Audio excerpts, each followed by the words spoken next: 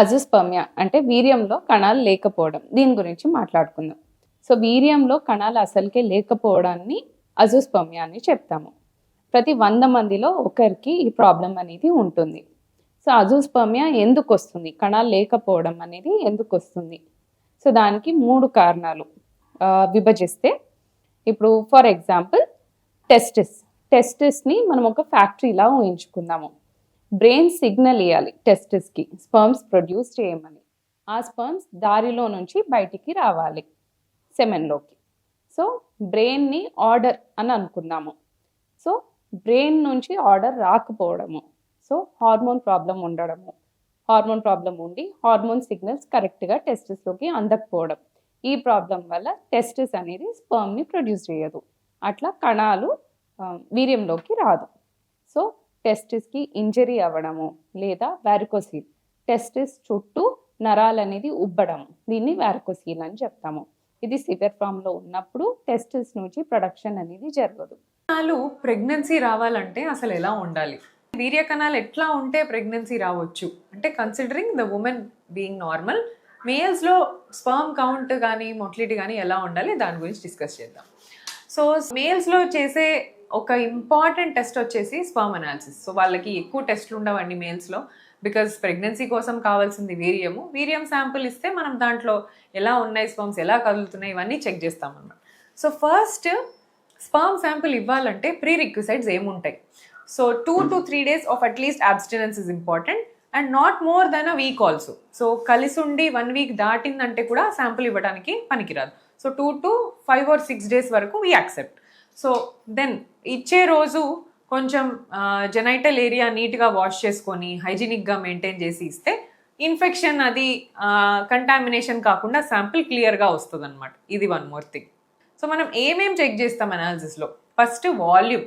So ఈ volume అనేది more than 1.5 ml అంటే 1.5 ml కంటే ఎక్కువ రావాలి. నెక్స్ట్ వచ్చేసి కౌంట్. సో స్పర్మ్ కౌంట్ ఒక ml ఆఫ్ ఎజాక్యులేట్లో కౌంట్ వచ్చేసి 15 million కంటే ఎక్కువ ఉండాలి. ని ఎంతవరకు మనము అది ప్రెగ్నెన్సీ ఉందా లేదా అనేది తెలుపుతుంది. ప్లస్ బీటా హెచ్సిజీ లెవెల్స్ ఎప్పుడు చూసుకోవాలి. సో ఏంటి అంటే బీటా హెచ్సిజీ అనేది ఒక హార్మోన్, అది బ్లడ్ టెస్ట్లో ఉంటుంది, యూరిన్ టెస్ట్లో కూడా ఉంటుంది. అయితే బ్లడ్ టెస్ట్లో మనకి 20 వారాల నుంచి 21 రోజు నుంచి 28 రోజుల లోపల మనకి తెలుస్తుంది. అంటే 3 నుంచి 4 వారాల లోపల బీటా హెచ్సిజీ టెస్ట్ అనేది చేసుకుంటే ప్రెగ్నెన్సీ ఉందా లేదా అని మనం తెలుసుకోవచ్చు.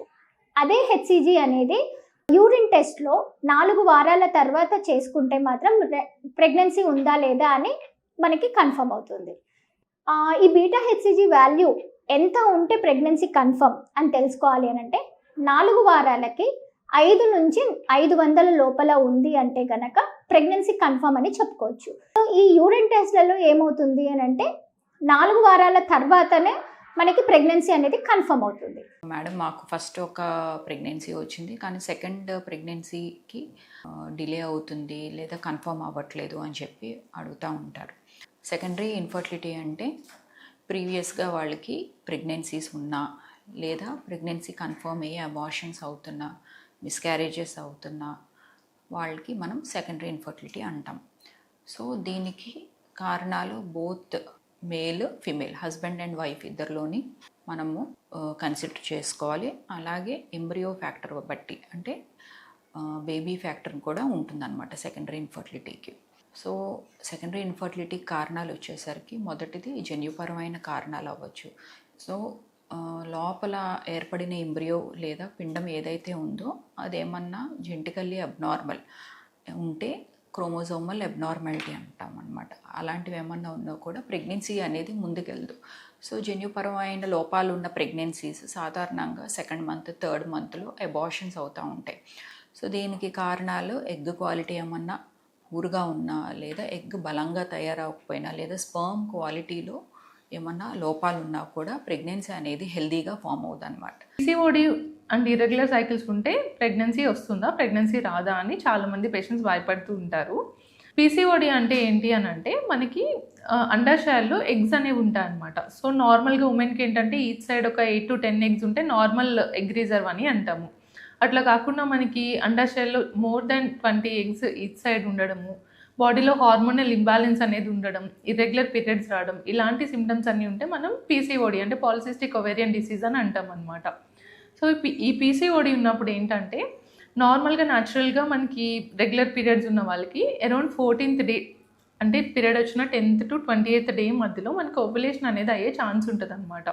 అంటే న్యాచురల్గానే మన బాడీలో ఉన్న అన్ని ఎగ్స్లో ఒక ఎగ్ డెవలప్ అయ్యి ఒక 17 to 18 mm సైజ్కి వచ్చాక ఎగ్ అనేది రిలీజ్ అవుతుంది అనమాట. దీన్ని మనం ఓవ్యులేషన్ అని అంటాం. సో ఈ ఓవ్యులేషన్ అయ్యి ఎగ్ రిలీజ్ అయితేనే మనకి ఆ ఎగ్ స్పర్మ్తో కలిసి ఫర్టిలైజ్ అయ్యి మనకి బేబీ అనేది ఫామ్ అవుతుంది అనమాట. సో అదే బేబీ మనకి ట్యూబ్లోంచి ట్రావెల్ చేసి మనకి గర్భసంచిలో వెళ్ళి మనకి 9 months గ్రో అవుతుంది. సో ఇది న్యాచురల్ ప్రాసెస్ ప్రెగ్నెన్సీకి. బట్ పీసీఓడి ఉన్న వాళ్ళకి ఏమవుతుంది అని అంటే, సో మల్టిపుల్ ఎగ్స్ ఉండడం వల్ల ఏంటంటే మనకి హార్మోనల్ ఇంబ్యాలెన్స్ అనేది ఉంటుంది అనమాట. దాంట్లో ఒక ఎగ్ పెద్దగా అవ్వడము, ఎగ్ రిలీజ్ అవ్వడం అనేది జరగదు. దీన్ని మనం యానోవులేషన్ అని అంటాం.